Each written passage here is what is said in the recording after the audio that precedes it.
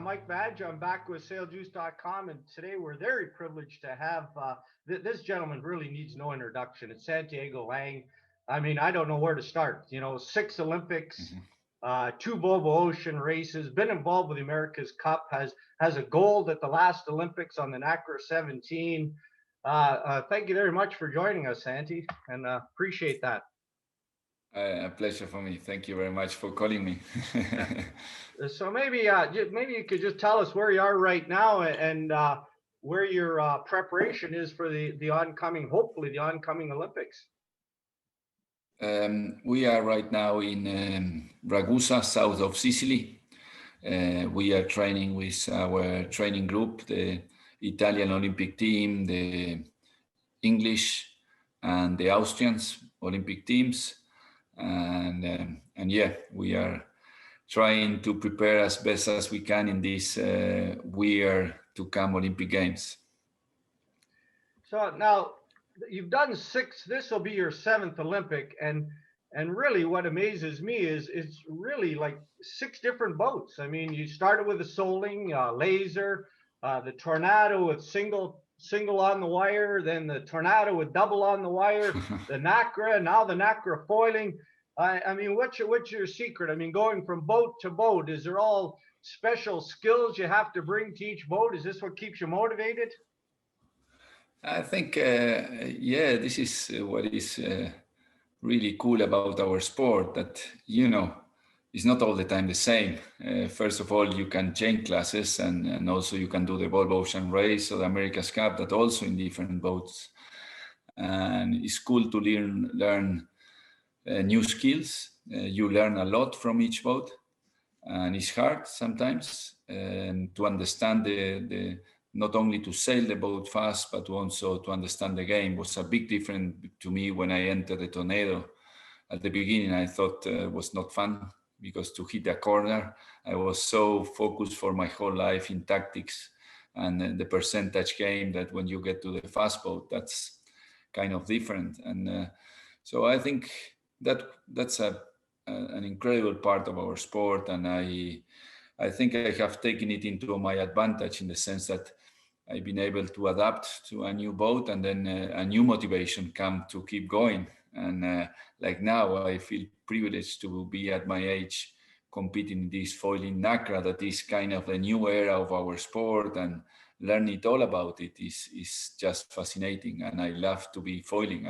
I just love it. So I guess the question I have for you is, I mean, you're almost the same age as me. Is your boats you're progressing to, like you start with the Soling, then as you move up, the boats are getting more and more athletic, really, to sail. And so Yeah. obviously that takes a lot of preparation physically. What are you doing physically to keep yourself in shape that you can compete with all these younger guys? Um, Today, I have to be honest, I feel like I wouldn't need more time to prepare physically as I would like to, but my energy, you know, is like, it's good here in the watch. I have a battery, and and it's very, very easy to see it. My battery runs out, and so I can manage only to, my battery goes only to the time we are spent at sea, and the amount of work we do on the boats and all that. So it's very, very hard for me to keep physically training. I love biking, and I try to do all sorts of physical training, because that's another, you know, for me to go back to the gym as I did it during my laser campaigns, it is boring, you know. So I try to find together with my physical trainer different ways to train, so I keep motivated. So in the last 10 years, I've been really hooked to cycling, and that's where I spend most of my time, and it really switched my time schedule and my sailing, and my physical training, and especially for being a helmsman of an ACRA, and also my brain. You know, while cycling, I really train my brain and think about things I want to do in the water. So it's what I do the most. So just a personal question. I mean, amateur guys like me that, you know, we're always watching videos of top guys, how they're sailing the boat, what they're doing, reading as much as we can. I'm just wondering, when you get to the top level, like a person like you, are you still like looking at videos of other sailors, reading material? Absolutely, yes, yes. It's learning. That, this of changing the boat related to the first question, I think is similar to that. You get the opportunity. It's very clear that you don't know enough. Like for example, now in foiling, we don't know enough, so we need to keep learning. And it's the other part that I answered in some of the questions before, is this is the mystery of these Olympic Games. That, for example, the Australian team, that is a team that we personally respect a lot. The last time we would have seen him would be Geelong last year, beginning in January or February, and we will only meet them in the Olympics. And this is fascinating. In a certain way, it's strange, but it's fascinating as how the people will have trained in this year and a half alone, and then come together and see how we have improved. So yes, it's a lot to learn. It's certainly a lot to learn and a lot to read. I'm not that good in searching information in the net, but luckily Ceci or Juan, my coach, are better than me, and they give it to me. And I think it's so much information today. It's a lot easier than in my good old days, that suddenly I find a French article that was interesting about whatever sail shape, and I had to find my grandma to translate it for me. So yeah, today is so much information out there. So I guess the other thing with racing the NACRA 17 right now, do you get to start to know your competition? Like, I mean, obviously a lot of the same names are going to be showing up, and some new faces at the Olympics. Do you start to recognize some of their tendencies? Do you study some of their tendencies? So when you come to the starting line, you might say, "Oh, this guy really likes to start, at the pin end," or this guy really likes to foot off the start. Do you study that sort of stuff too? Absolutely, yes, yes, and yeah, you see it in along the years of competitions. You see the style of racing achieved of different competitors, and not only the style of racing, the style of how they sail the boat. Some people are very good at high mode, some other people are really good in the fast mode, some are good in the downwind. So you tend to start knowing, and then also some things you can copy and learn, and some are impossible. Like for me, uh, I think, really far behind of some of the good athletics youngsters of crossing along the boat. So we have to find our own style of how we do things because of my limitations. And obviously, I think Ceci have a lot more work than any other crew. So yes, you have to see what fits you. How are they going to react, like in the racing, or what you can implement to your own style, or what you have to find to achieve within your style. So I see you got your Red Bull shirt on, and you're still obviously part of the Red Bull racing team. Um, so I guess the question I have with being exposed to Red Bull, I mean, I get to see all the different athletes that are involved with Red Bull, from extreme sports, mountain climbing, surfing. Do you get exposed to any of these other athletes, and do you draw any of their information from them, or?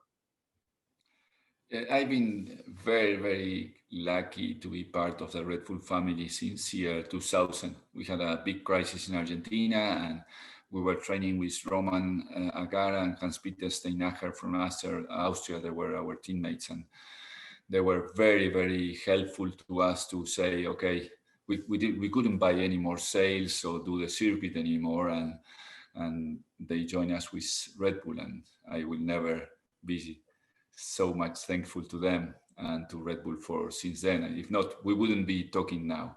And yes, Red Bull is a really interesting and cool company in their vision. They are always ahead, and that every time I travel to Austria, you get to smell it and to feel it, and it's a good motivation part.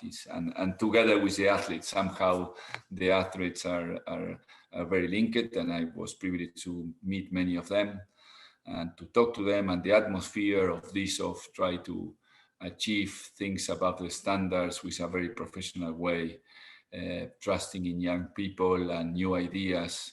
is a very inspiring and good example for us to follow. Nice. Now, I guess leading up to this Olympics has been pretty challenging, obviously with the pandemics. How's that affected your training? Have you mostly been sailing on your own, or? Well, yes, it affects us a lot. And, first we were in Argentina, so we had to stop for 3 months. But then we've been very kind of lucky and smart to have a very good training group. So now we've been training since June last year here in Italy with Italian Olympic team that has two of the last three world champions, and John and Anna from England, that they were the last world champions. So in our group, they are the three last world champions, and Thomas Sach with Papsi that are bronze at the game. So the group is very, very good. And so we've been lucky to at least have this group. And then we have young sailors from Italy and Austria that are coming stronger every day. And so in that respect, we've been very, very lucky and privileged to have this group, and we are working really well together. But we are, as I think that's happened to everyone, we are missing the racing part of it, and we are missing arriving in Tokyo with time. And there is a lot of really hard spot that is the same for everyone. And yeah, we need to handle it with a lot of creativity and see how we get there. Yes. So I'm interested. I know obviously this is the Sail Juice website. This goes on, and Andy Rice has been involved with Hamish Wilcox putting together the Road to Gold, which I know you've been part of some of the live question and answer. It's quite a good series. One of the interesting things I found listening in on one of the episodes on starting, you were talking about you don't use a line transit, and I know Andy was surprised. Maybe a lot of people that haven't seen that, it might be a bit of a revelation to them. What is your thinking at the start? You don't really need it, or? Well, I always pay a price because I don't have very good eyes and not a really good memory. And yeah, I like more the feeling, the training I do before any regatta, of having a feel of where I am at the start, regardless of the transit. Normally, many times, my teammate, in this case Cecilia, will take a transit, and it's up to her to tell me how confident she is at the starting line. Or Carlos, before, he was very good with transit. But I personally like to be focused on have a good feeling of where I am at the line, and a good feeling of if the competitors are late or early, and make sure I play. I don't want any distraction. I want to really know how I play the boat in the right time, and also what the wind is doing, because don't forget that after the start need to be in phase. So I don't want to waste any energy looking for a transit, I guess. Now it's interesting. You said, I mean, like I said, I mean, not to harp on your age, but obviously I like sailing too. And as I get older, the sight isn't quite as good as it. Do you find, like especially sailing a high performance boat, does your other senses come in? Like I sail ice boats quite a bit, and I find without seeing the wind, the hearing becomes more of an important sense that I use. Yeah, we really believe in that. That's the reason why we do yoga since '93. To really be able to sense the boat, race the race, and hear things, and have a full attention of what's going on. I think it's very important, and play with focus. What we define as concentration. In a certain way, for our sport is wrong, because you need to be diversified instead of concentration. You need to sense so many things at the same time, that I feel is a contrast between the two words. And yes, you are focused, but I don't want to be a long time concentrating while racing, because it's too many things going on in a yacht race, that you need to be really all your senses everywhere. and yeah, that needs training, and I think you need to train your senses to be able to do that. So I just want to, we got a short video of you, and I just want to just draw it up here and take a look at it. Maybe, you know, it's light air, and it's on the foiling NACRA. And we just want to get you, maybe if you can just describe, you know, the athleticism it takes to get these things up and foiling. Let's see, when is that? So that must be one of the first day we sail an Accra, I guess. So this is, this must be the first time we tried an Accra in Holland. Yeah. So first lessons for Ceci and myself. So basically here, the video is a little bit stuck, but I guess where we are going to be is you hoist a spinnaker, and now it's time to start foiling, and it's all a coordination between body weight and the way you trim the sails. In this flat water, you want to make sure the boat is very flat, and yeah, it's what is a really nice learning of a foiling boat is that the trimming has so much effect that you really learn how to trim a boat properly. You know, if you are sailing a TP, you know, it's very hard to feel when a Jenaker is different style of trimming or things like that. But here, when anytime Ceci over trims the Jenaker or the Jenaker is not trimmed well, you feel it on the pitch of the boat. So important, incredibly fast, the same as the way we trim the mainsail.